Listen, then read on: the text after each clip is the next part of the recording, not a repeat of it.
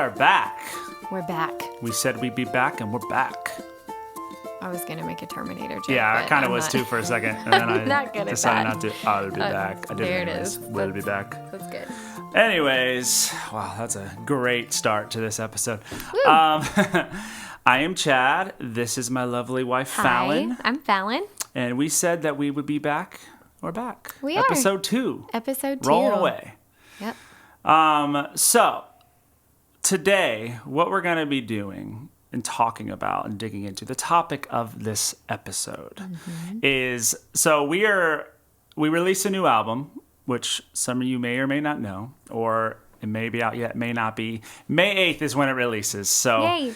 If it's past May 8th, it's out. Go get it. If it's not, You gotta wait. you got to wait. May 8th. So, we got an album coming out called The Story of Us. We are finding us. Yes. By the way. We are finding us. And we're finding us. And so every song on the album we put on there for a purpose. Every song relates to us in some way, either individually or as a couple or as a married couple. In some way it relates to us, or we think it is a really great message that just needs to be put out there. Yeah. They're not necessarily, a lot of times, you know, in the world of covers, you purposely will do stuff that you think has the most viral potential, you know, or that Viral. or yeah, or funny. or that you know that's a popular song right now, or whatever. You know, I've been doing this for a long time, and that's what we've been doing, and we'll still do more of those. We'll still do songs that we just really like and that we think are just fun to sing. But for the most part, this album represents everything that us as a duo are about and what we want to get out there. And that's also what this podcast is about: is to be able to talk about this stuff and actually dive into why we picked these songs. So on that note, the next 12 episodes from here on out, 11 episodes, because there's a song on the album that's kind of a bonus song.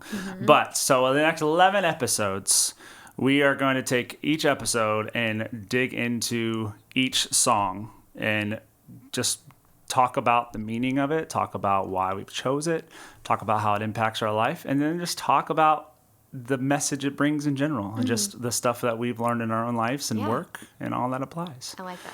So we will, later in this episode, we will dig into track 1 from our album called I Don't Feel Like Fighting. Don't feel like fighting. No, I don't feel like fighting. That's a good start. Yeah. So it's track 1 of the album, Don't Feel Like Fighting. We were right, baby, what for? I don't feel like fighting. 'Cause we're making it worse, throwing our words, crossing the line, just so we can say we were right. Baby, what for? I don't feel like fighting anymore. Don't really. I can't tell you how many times I almost wrote I when I was like submitting the song and we whatnot. have a lot of those. Like, We do. Won't let you go. I won't. You know. I won't. You All the just stuff. you just never know. I don't, I won't, I will, I shall not. All the stuff. Yeah. We don't have it. I shall not. This isn't a hymns don't. album. No hymns on this album. Not this time. So no shalls. So anyways, we're going to get into that, and I'm looking forward to it. Me too. It's going to be awesome. But first, let's do a little update. You know, let's update them on it. kind of what we've been up to this week. Sure. On our first episode, we, of course, caught them all up into, like, Finding Us's world. Yeah. And just kind of a general, like, this is what we're about, this is what we're doing, this is what we've been up to. And so what have you been up to this week? Just personally, as Finding Us, the band, what have you been up to? So, Finding Us, the band, the duo, the us, we filmed, so this week we filmed 4 videos, which was my first time doing more than one video on the same day. And yeah, so that's really fun. Exhausting, like, let's be honest. It was brutal. My back was hurting. I was just exhausted. My legs were hurting. My eyelashes, I was ready to rip them off. I was so sick of them being on. Fallon oftentimes wonders when I come home from Anthem Light shoots, where we shoot 5, 6 videos sometimes in a day. She wonders, like, what's so exhausting about that?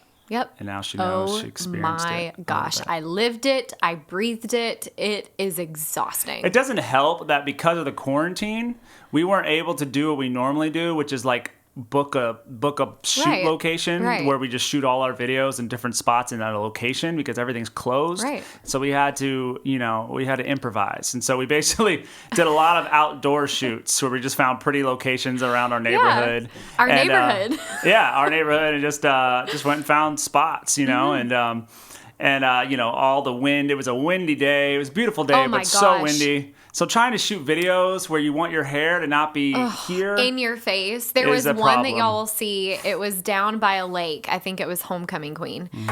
I was seriously so irritated. I was like, if this wind blows one more time, if I get one more thing in my eye, I mean, we had to keep redoing most of the shots because my hair was just like all in my face.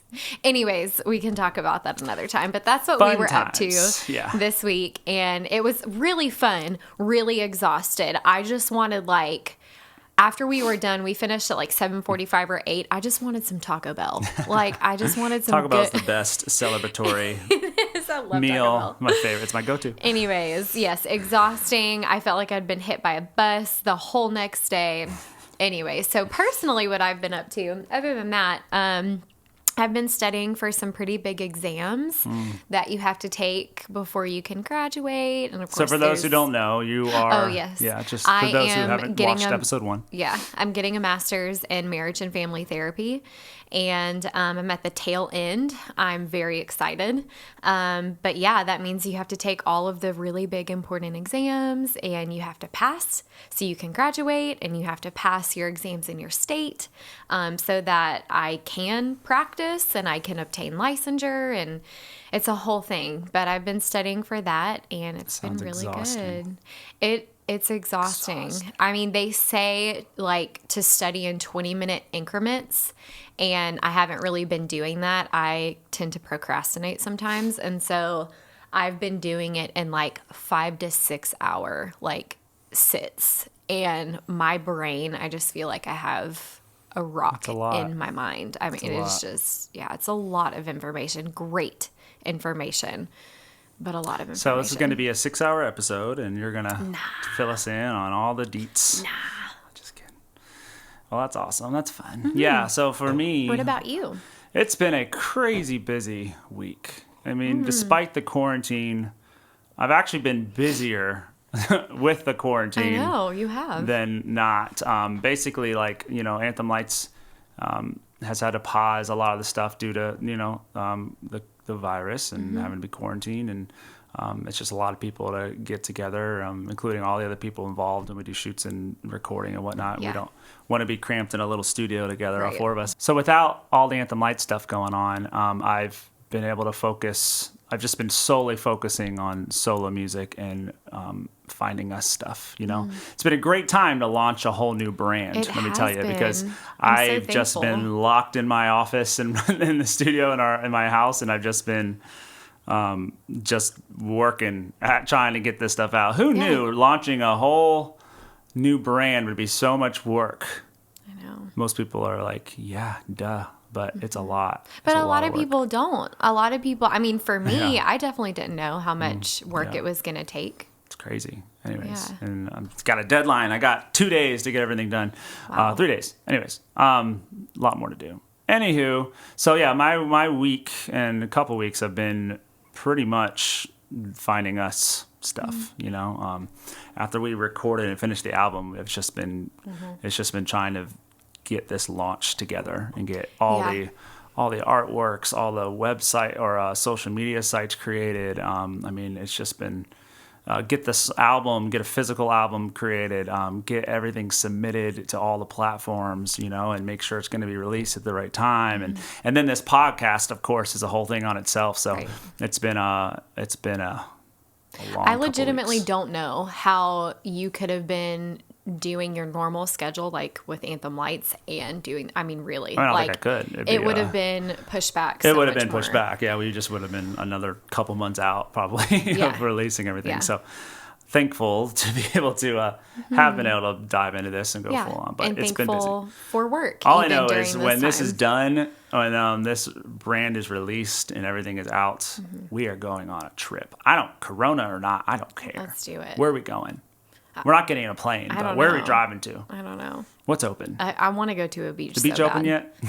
Yes, they opened last weekend, Oh, actually. Well, maybe we'll go to the beach and stay 50 feet away from everybody. Well, and I do want to say I am thankful for even being busy. I think a lot of people, like they've lost their jobs because of the corona stuff. I mean, and that's really is devastating. It's really sad. And so I do want to speak that out. I am very thankful that we have things going on during this time. Fortunately, we're all internet based. Our music is internet based. We do some shows. We haven't done any shows as a couple yet, but with Anthem Lights, we've had some shows canceled, but we don't rely on touring. We don't tour necessarily like a lot of bands do, and so a lot of bands have been hurt by this because of tours getting canceled, and they depended on it. So very grateful to not having depended on a tour, or not having been on a tour like scheduled or anything like that.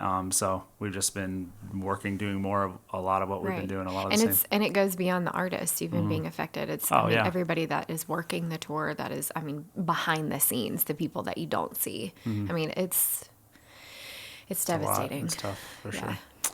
But anywho, so we could do a whole episode about the quarantine and we could. and our thoughts on what's been going on in the world right now with the virus and all that stuff. Which it's crazy. It's just you hear literally. I've never heard more conflicting information about something in my life, and it's hard. I know there's a lot of people. You see a lot of people's control coming out. You know what I mean? And it can be the extreme of either direction. It can be, this is nothing. Screw this. Like, this is overblown. I'm not changing a thing or changing anything about my life. That's one extreme. The other extreme is, I'm not going to see anybody. I'm not going to step outside my house. Yeah. Like, nothing will come in without me cleaning it. Like, and then there's that extreme. And then there's buying all the toilet paper, which still trying to understand. But yeah. I think I'm going to start a GoFundMe for toilet paper. So if you want to send us toilet paper, I'm going to start a... Hey, that's really funny.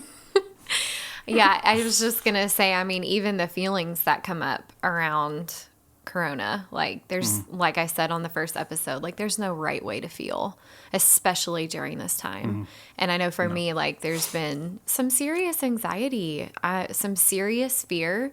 I'm so thankful that I'm in a recovery program because I'm able to speak those things out. And also in doing step work, I feel like I've already gotten a grasp on my powerlessness and my control. And so I feel like I have a leg up on like before this was happening. But I cannot imagine being, going through what our nation, globally what we're going through and not having a program to really get having out. people to connect to. Right. And get out these feelings that I'm feeling and the fear. The OCD is real. Yes. Like full honesty. I've been that person that has like disinfected my groceries. Like each item because. And I look at her and kind of giggle. Right. And we're handling this so differently, which is, I'm so glad I have recovery people because we're handling this so differently. But through the weeks, it has been more of I've been challenging myself and like, okay, maybe I'm not going to wipe down that item or this cluster of items and it's going to be okay. And so I'm aware and I'm trying to keep it in check, but it is that control piece comes out and it's, when you don't feel, when you're bumping up against your powerlessness and you really see, all the powerlessness, I do not have control over anything, even though, right, that's what we do. We think that we do in our own, at least for me, in my own universe, I think that I have control and bam, life will smack you upside the face. Like, how about a quarantine and a disease you know nothing about? Right, everyone's telling which is scary and right, the numbers are crazy and everybody's dying and then they're not. And it's just. Yeah, and then they're not. I'm like getting hot, like talking about it. Anyways, so yeah. For me, it's been like as she said, we've been handling it very differently. But my wife has been working her program around making calls whenever she feels that anxiety around it. People to talk me off a ledge. People to talk her off a ledge and challenge me because I can't talk her off a ledge. But I've sat in it with you and listened to your feelings around it, and let you stay in your lane, and worked your program around it. Which we're actually going to talk a little bit about that later. About that. But yes, I'm Just the so song. grateful.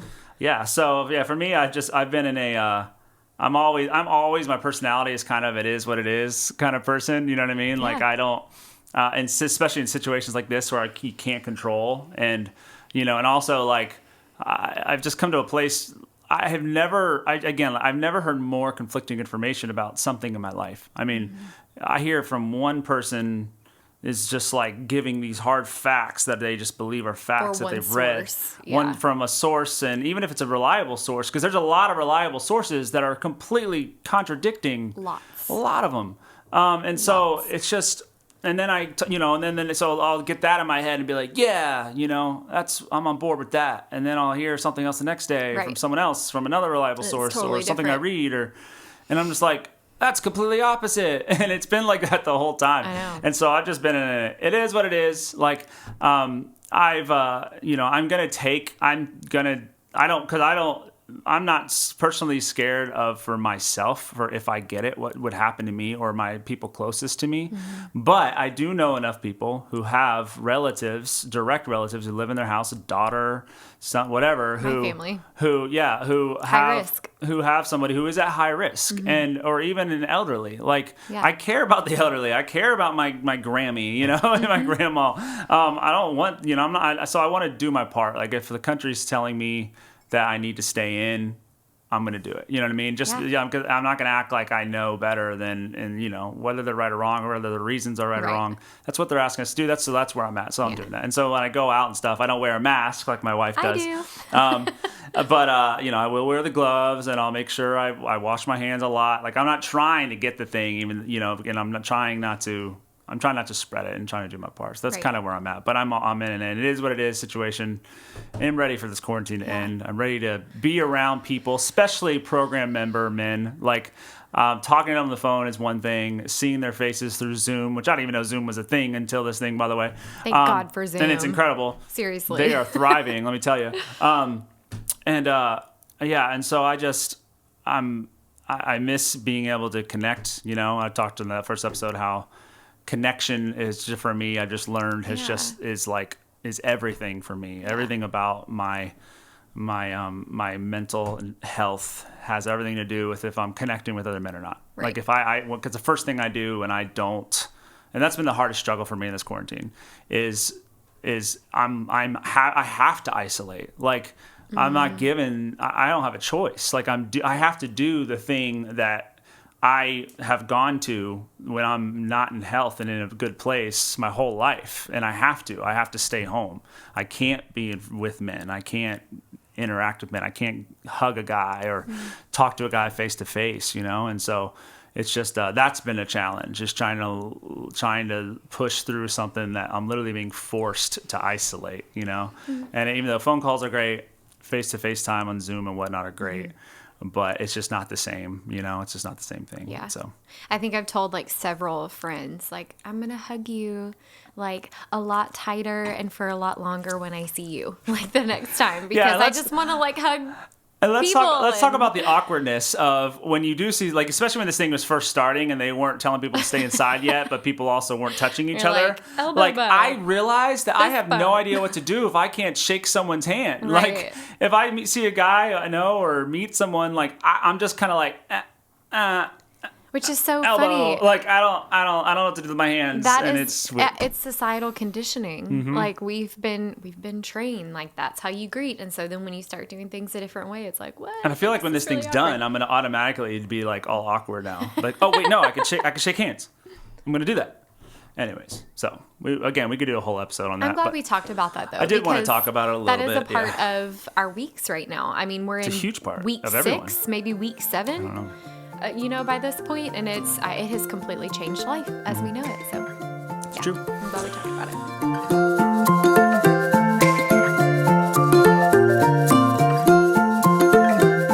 And we're back. So typically what we would like to do going forward in this podcast is every episode maybe, or every other episode, it just depends on the amount that are coming in.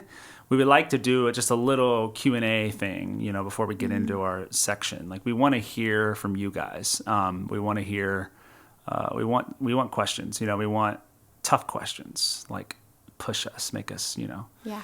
and if it's too tough, we just won't read it or play it. No, So it's fine. or we'll just say, hey, this was a great question. We don't know. Can somebody else help us out?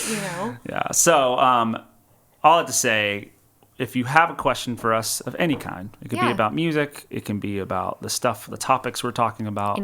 Anything. Send those questions, preferably by an audio message. Like, you can send a voice memo and put it in an email and send it to findinguspodcast@gmail.com. Findinguspodcast@gmail.com. And if you can't do the voice memo thing, because if you do the voice memo, we will play it on the show and answer it, so everyone can hear your pretty voice and answer that question. And if you can't do that, then type it out, But we would love to hear from you, and we'd love to get some questions. So I wanted to mention that. Cool. Before we get into the nitty gritty on the song and the topic today, the deep stuff. I don't want it to be all deep stuff. So let's do something fun. Tell everybody, give everyone out there one hobby or thing, or just thing that you love to do that maybe people probably don't know about. Okay. Or just something. Okay. I'm going to go with something I love. Not even to do, just something I love. I am seriously, like, borderline, I may have a problem. I seriously love some rose gold. Anything rose gold, I'm purchasing. I have already purchased, or I will purchase. I love rose gold. My computer is rose gold. I have rose gold in my wedding band. I have a rose gold Apple Watch and band, and I just ordered. Oh my God, so tell them. Well, you first got to tell them why the rose gold thing started, because I think it started there. That's true. My obsession with rose gold really started at Disney. Mm-hmm. Love me some Disney World. We are some Disney fans. We are.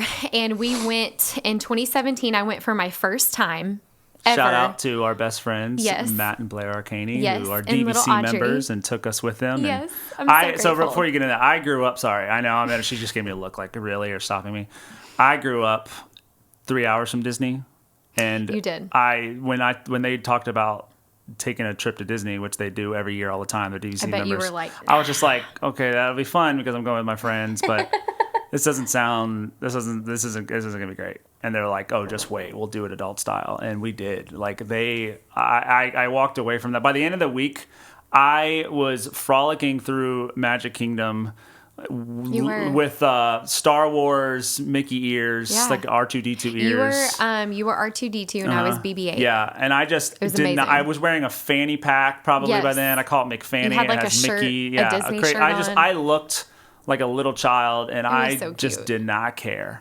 And it was really the first time my inner child came out, which is in a long time, which is really cool. We'll talk more about that in the future. Anyways, just wanted to throw that little bomb out there for my love for Disney. Hopefully they don't take this down because we're saying Disney. Go ahead. Gosh, hopefully not.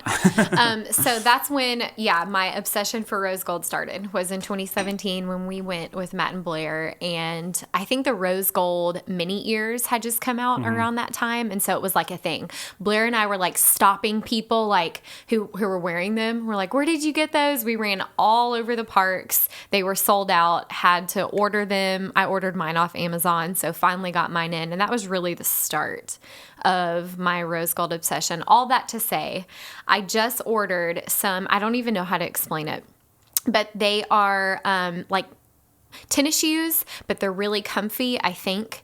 And they are rose gold glitter. like OM completely goodness. covered in rose gold glitter, except the bottom, which is white. So they kind of look like Adidas, but they're covered in rose gold glitter. I will be wearing those next Disney trip. I am so You should excited. wear them next podcast, the next time you get Oh, them. well, I could like Flash hike my them in the foot up screen. here and Totally. like, I totally could. That's a Totally. great idea. Do it. Anyways, I love rose gold, and it sounds shallow, but really it's something deep for me. Like when I see the color rose gold, it sparks so much joy for me, and they're little reminders. Anytime I see anything rose gold that I own, they're little reminders of just love. And I mean, I could really pick an item and give it meaning, whatever meaning I want. Like I remember, like, people love you, my program people love me, and they're supporting me, or whatever, and I really love rose gold. It just makes me really happy, and I think that's so important to have. This is things probably that the spark longest joy. amount of time anybody in history has talked about their love for rose gold. Sorry. I mean, I didn't help that by throwing in my Disney. I didn't even talk about all my rose gold earrings or my rose gold nail polish. Okay. Oh, you don't need to talk about that. I'm sure there are some other ladies out there who are on the rose gold train with me. IJ kid. I need some like rose gold like eyeshadow. That's fancy. Okay. It's your turn. I'm not gonna top that, or will I? I mean, I gotta talk about my biggest hobby. Yeah. So, I am a child. So y'all know. He's a 7 on the Enneagram. I'm a am. 4. He's a 7. So childlike enthusiasm. Oh, yes. Is what I do. So, and the hobbies. 7s are, have all the hobbies in the world. And I have a lot of hobbies. So much so that I have to narrow them down because I just keep wanting new hobbies and doing new things. So, Lego. Not Lego my ego. Not Legos. Not with an S. No, not with an S. I've been Which I corrected recently several learned times. through watching Lego Masters that it's not Legos ever. It's just Lego all the time. cute. I was just like, what? I've been Yes. saying Legos all this time. He watches Lego Masters. Oh, heck yeah, It's I do. a It's the great best show in the world. It's a very good show. Anywho, Lego. This room, which maybe one day we'll do a podcast and I'll like put my big Like, Millennium stand Falcon like the room. just sitting here or something. Anyways, I have a lot of the big Star Wars sets. I got the really huge biggest set Lego's ever made, Millennium Falcon. It's on a shelf over there in the room. It's so heavy, y'all. I got I got the Harry Potter castle. I got the Disney castle. I got course. a lot of stuff, a lot of random stuff. Right now I'm building the Jurassic Park, like the T-Rex, which is huge, and It is massive. the gates, and It sits and underneath then our TV. just for my birthday, I just so got cute. the what's it called? Why am I losing it? Imperial The Star Imperial Destroyer. Star Destroyer. I keep wanting to call it the Death Star every time. And so when I think Death Star, I'm like, nope, that's not right. And then I Nope. can't remember what the name is.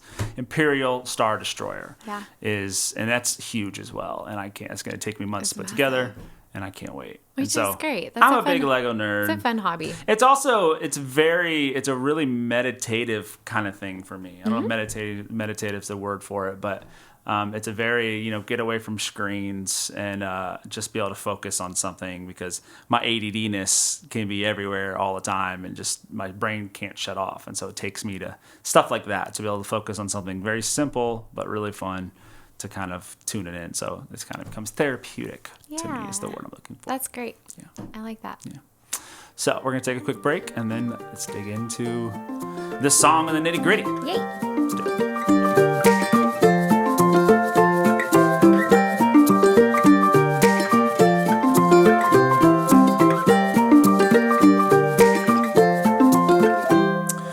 And we're back on Finding Us, the podcast, with Chad and Fallon. I always forget the Chad and Fallon part. All right, so like I said earlier, we're going to be doing episode by episode, going from here forward. We're going to talk about each song on the album, on the Story of Us album that we have just put out or are about to put out May 8th. And we're going to dig into a lot of details about it, about why we chose the song, because every song we chose is personal to us Very. and relates to us in some way, or it's just a super meaningful, we just want this message to get put out there kind of song. And we thought the podcast would be great to do around that. And so we can actually spend a lot of time digging into each thing. So song 1, track 1 is called Don't Feel Like Fighting. It is by an artist, Sarah Reeves, who just put this out not very long ago.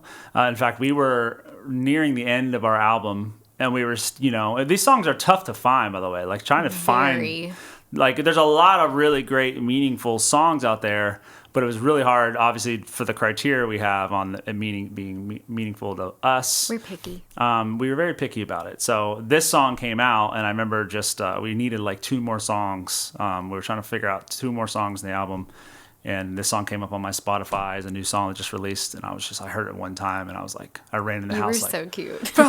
we're doing this. It's happening. So I don't care what you say. I'm This is happening. so excited about this song. So we chose this song based around the meaning of it. We just thought is super vulnerable. Like she's literally talking about fighting. You know what I mean? Yeah. And it's just like, wow, that's really cool. The lyrics are amazing. Are really great. And we're going to dig into a lot more with that in a second. The music side of things. I want to also, in all this stuff, briefly touch on the music part of the process. Right. Musically, the whole album was produced and mixed by Matt Arcaney, also one of my closest friends.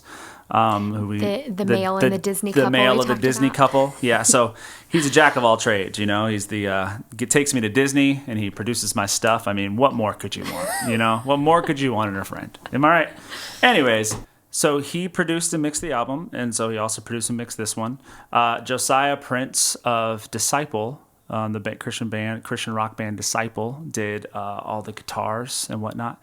And yeah, so first of all, most of this album is done by Josiah's guitars, and he did all the guitar tracks and did some of the arranging on the guitars. Basically, I sent it to him and I'm like, get creative, do your thing, and he is the man. Like I just love what he's done. Ditto. He's one of the best musicians I've been around. Incredible. So I did all the vocal arranging, which this was a fun one. I love taking songs that are meant for a duet and as a couple, for us. And when it's a single artist who did the song originally, it's really fun to me to try to get creative when it comes to arranging vocals with 2 people in 2 parts. And so I really enjoyed that on this one. Yeah. We chose this song as song number 1 because it's the most energetic, upbeat tune on the album. So I wanted the album to start off that way. And so I give a lot of thought into the process of an album from beginning to end when it comes to I don't just throw the songs on there and say whatever order I try to make it an experience of some sort, and there be a reason why each song is where. That's really cool. This first song is on there for that reason. It just felt like a really, really also really cool opening, vulnerable song. You know what I mean? Like we're literally being raw about the fact that we fight a lot, you know what I mean? And we and how annoyed we are at fighting all the time or whatnot. And which is kind of what this song is based around. So, I think that covers it all from the music side of things.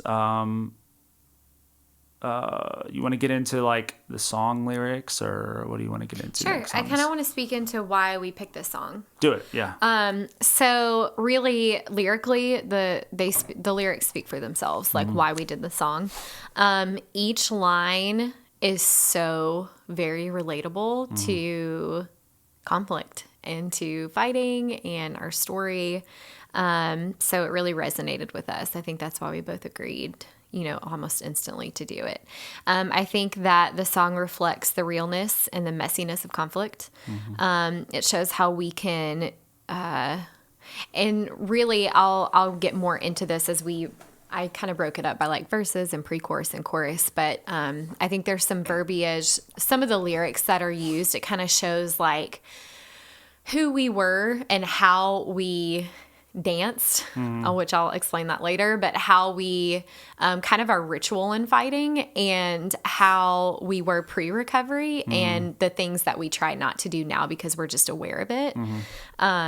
Yeah. So overall, really this song, I really don't feel like fighting.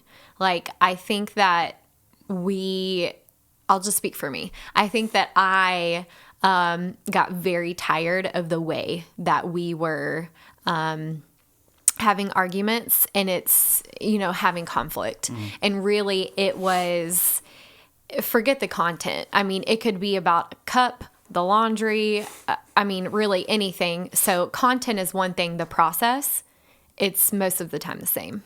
And so I think that that is what this song reflects, is like, I don't want to do this process that we do anymore. Yeah, because it's the same. Like I said, forget you could put in anything for content, but the process is what needs to change. And I think that is really, over this past year, that's where I've gotten to the end of myself and like, okay, I can't expect you or whoever it is in conflict to change. I'm responsible for me. And if I want this to be different, I've got to manage myself in a different way. So that's really important. By the way, every person, like every relationship has that. It doesn't matter who it is. it could be, usually with the people that we live with or the people that we're in romantic relationships with, that's when it really comes out, because there's intimacy and vulnerability and all of that's there. But this can happen in families and family roles, family relationships. This can happen with friends and friendships. This can happen with coworkers. Really, you can apply this to any relationship, I think. So yeah, I think that now in recovery and lots of therapy, lots of counseling, we're learning a different way of doing things, which is really cool. Honestly, it's felt very artificial, like what I'll get into later, but there's certain ways to manage conflict in a healthier, more functional way and not dysfunctional way. And it has felt artificial at first and very different, but the reason we're being trained, really, and the reason we're doing this changing is so that we can each feel heard, which is most important. That is key. The other person feels heard, so we can create a safe space to share our true selves with one another without the fears that come up with that. And it opens up the space for negotiation. All of those things are really important. And in my opinion, last little thing, I think that relationships are meant to have equal power. Each person is meant to hold equal power, and it's not, one person above another. And this process really creates the space to be equals. Although, equals in one sense, but I love also on that topic the thing Brene Brown says about how she says marriage being 50-50 and equal is a whole bunch of crap. She says it's the biggest myth out there. She said, right. And because so often as a couple, like, we're not both in a 100% great place all the time. In fact, more times than not, we're both not in a 100% place. We're both not showing up 50-50 and creating this, 100%. That's very rare. It's super rare because of life, because of not only work, not only the stress of life, but it goes into all of your dysfunctions, all of your stuff. It goes back to childhood. It goes back to just so much stuff that makes it very hard for you to show up at this is all of me. I'm in a great emotional state, emotional place.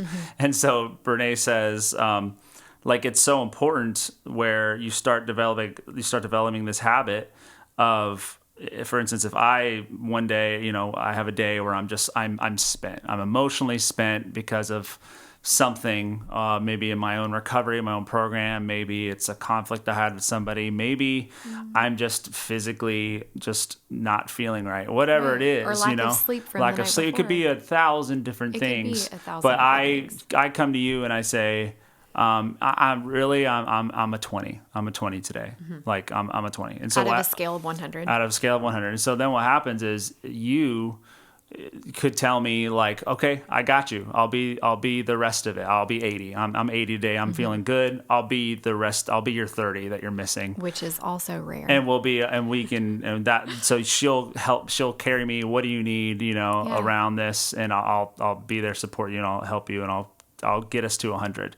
But then could be days, it happens a lot, where we're both at 20s. We're both Right. at 15s. We're both like, we don't, 100% doesn't get met. Right. And then we have to make a plan around that. And then we have a plan where it's like, all right, let's get in the car. Let's go to Taco Bell. We're not Let's cooking we're not tonight. cooking. Let's just grab a meal. Let's put on a movie tonight because neither of us are in a place of connecting. Yes. Like, let's just chill and eat what we want and just make a plan around that, you know? And so anyways, I think I love that.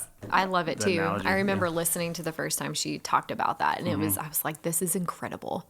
Like, we need to start implementing that because it's so great. Yeah. So before you get more into this, I want to kind of talk a little bit about our history a little bit, as so people kind of can learn a little bit or get to know us a little bit more about So we've been married for over 6 years. October is when we got married, so it's It'll be been 7 over 6 coming years. It'll be 7 coming up. That's crazy. Wow. That Holy is crazy. moly. Time's gone by really quick. Woo. Time flies when you're having fun. I mean, October's still a little ways away, it seems. But It is. I don't know. It'll get here before you know it. Yeah, Anyway, so it 6 always and a does. half-ish years we've been married. And let me tell you, when we got married, we didn't have a clue. And I know. Should I share my age when I got married? Sure. I was 20. I had just turned 22 years old when we got She had married. just turned 22 years old. I was when a we got married. baby. I was a baby. Yeah.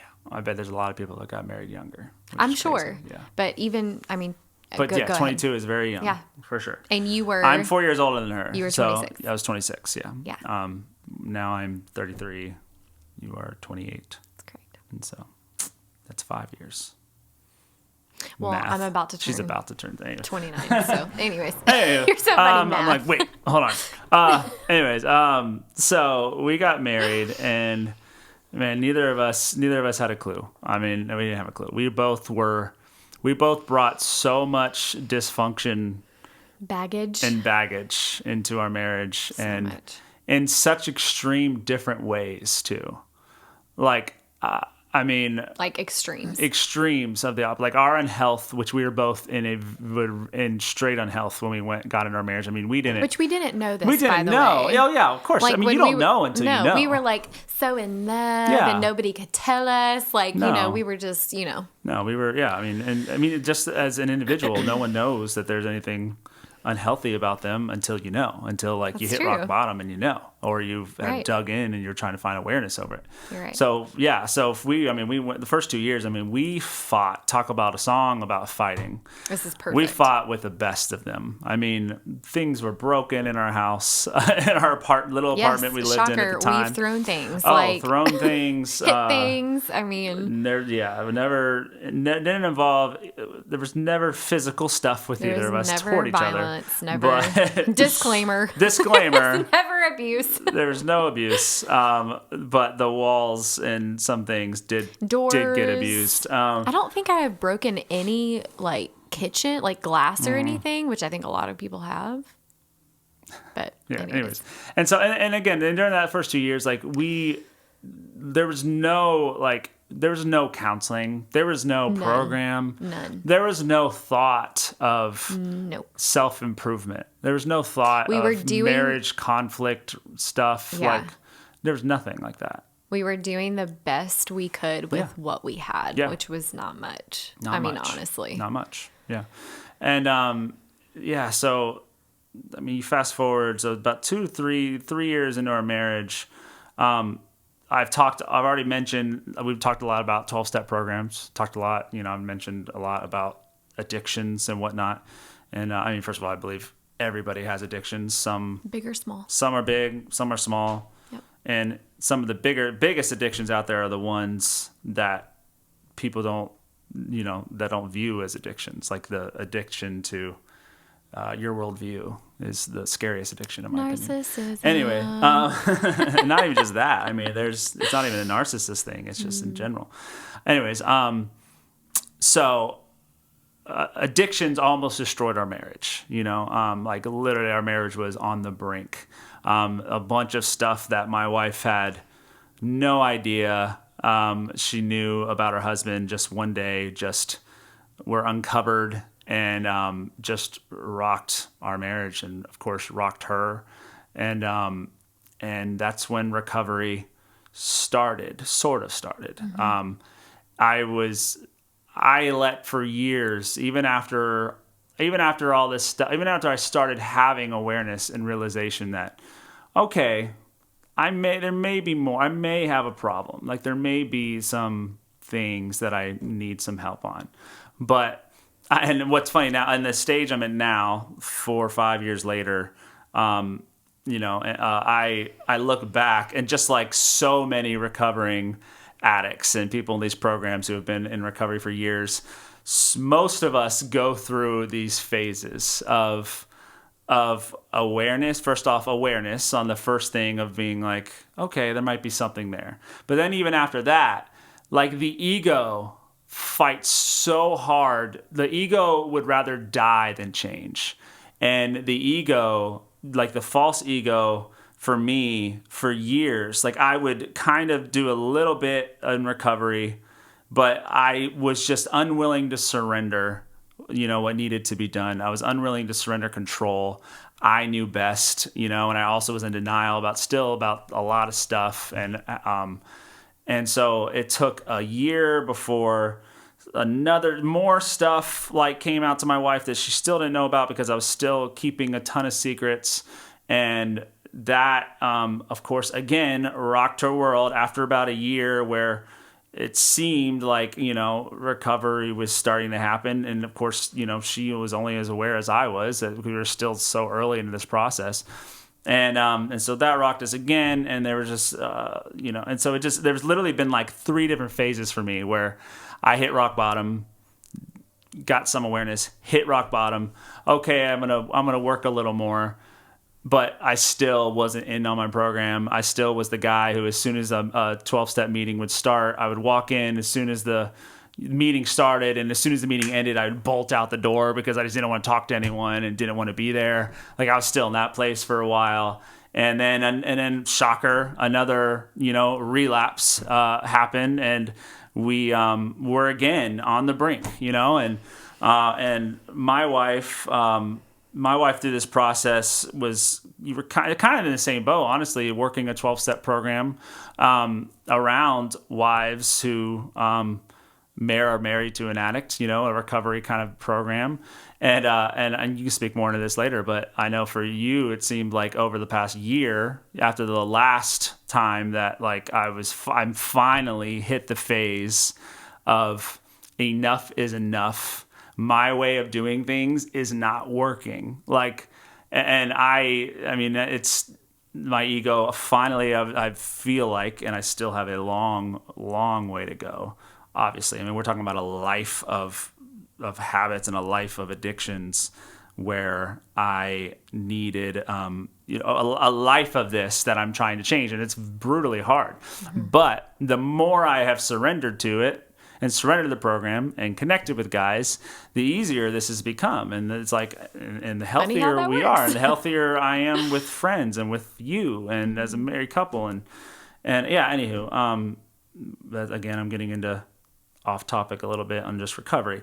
All that to say, when it comes to our marriage, there's been a lot of phases of our marriage, and our marriage has almost not made it. I mean, we've only been married for 6.5 years. I mean, most people probably listening who are married, 6.5 years is probably nothing. It's just like, oh, they're children. It's a joke, right? But man, we have been through a lot. We've been through a lot. 6 years to us has felt like 20, I mean, we've had some really difficult years as a married couple working through this stuff. But then, but through my stuff, my wife is also, and you can speak into it a little more, has also had awareness over recovery that she's needed to do, and so that we have been through hell, we've been through fire. And what? I just want to emphasize hell. Yes. I mean, it really has the grief. And we has haven't been, just been through it. We are still in it. Yes. So that's and the just grief, important to say. I mean, the grief can be unbearable at times. And it's We are still in it. We are absolutely not sitting here today. Like, I mean, we talked about, that's why I say so much in our we don't ever graduate from the programs. Oh no, we'll never graduate from the program. And that's another thing that my ego has had a rude awakening. My ego has always been like, I'll work hard for a certain amount of time and be healed. Right. And then I'm not doing this anymore. Right. But that's not true. Like, it's going to be my life. I'm going to be going to meetings my entire life. Mm-hmm. We're going to be going to marriage counseling our entire lives. You know what I mean?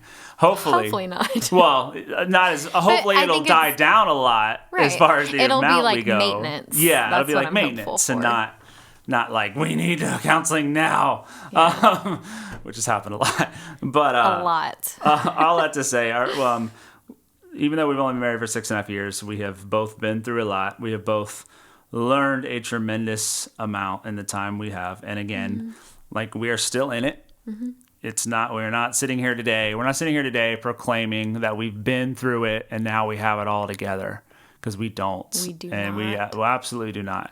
No. It has, when I look back at 3 years ago, even, like, it is an unbelievable difference in our marriage as individuals. Like, it's easy sometimes, especially in the weeks that are really hard, the days that are really hard, either for us individually in our programs, addictions, or as a married couple, where we can be like, what are we even doing? Why are we even doing this? Yes, like, remind me why. Have we healed it all? Have we made any Yeah. progress? What has all this been for? It's easy to forget. But then when we can step out of that and look back at 3 years ago, God forbid, 6 years ago when we got married, like, the progress has been night and day. Yeah. I was just going to say, even like 8 months ago, like, it's like, it brings joy to my ears to hear our counselors say, guys, like, this is significant progress, even from when you started with me 8 months ago. Mm-hmm. Yeah, that makes me so happy. I'm like, really? It's so easy to forget. It's so easy to forget that. Yeah. But yeah, we plow forward today, not only because, especially in the times where it can feel impossible and feel like we're never going to get out of this, because of the support from members in our program, because we can look at members in our program who have been there, who have done it. Mm-hmm. Who are still working, but what we're going through for them was decades ago. Right. And they are an example of what it can become. And so we have that to hold on to. And also we go forward trusting that God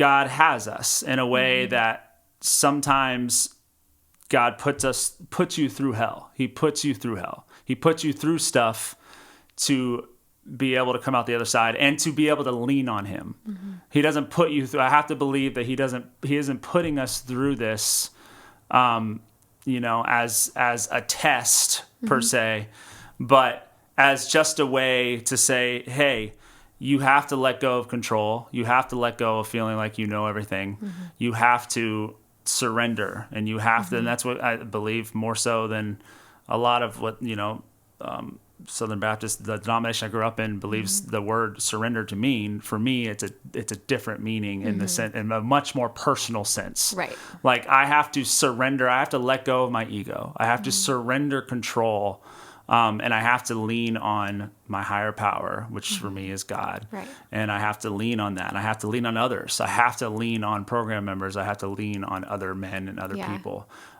Without that, the more I fight letting go of control and surrendering, the more control I try to instill, the further away from wholeness and growth and healing I get. Yeah. So anyways. I would just say, to change that for me, personally, see, we agree to disagree. I don't think that God puts us through those things. I think that he allows it. Yeah. That would be the That's a verbiage better, I mean, for I agree me. with you. That's a better word. Like, Yeah. I think that he allows those things to happen. So we are stripped down to really getting to the end. For me, it's getting to the end of myself, to know that I need a power bigger than me, a God who's bigger than these circumstances, than addiction, than all the terrible things. And then I can move to a place of knowing that I need help, and then surrendering to this power that's greater than me. And really, I mean, my belief is that, like, we're God's children, and I'm God's child, and he wants me not to idolatrize relationships, which I'm a codependent. Hi, I'm Fallon. And yeah, to strip, I mean, that's a whole nother podcast episode, but to strip down these things, that other self-esteem, like looking to others for validation, I mean, for all the things. And anyways, just stripping that down and surrendering, getting to a place of surrender to him, so I can let him in and trust him and let go of the ego.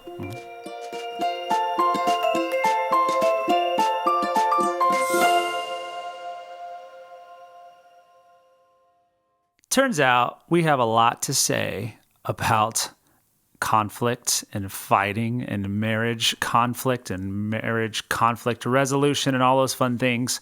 So we decided to split this podcast up into 2 parts.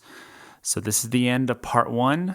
Part 2 is coming at you next week on episode 3 of Finding Us the Podcast. See y'all there.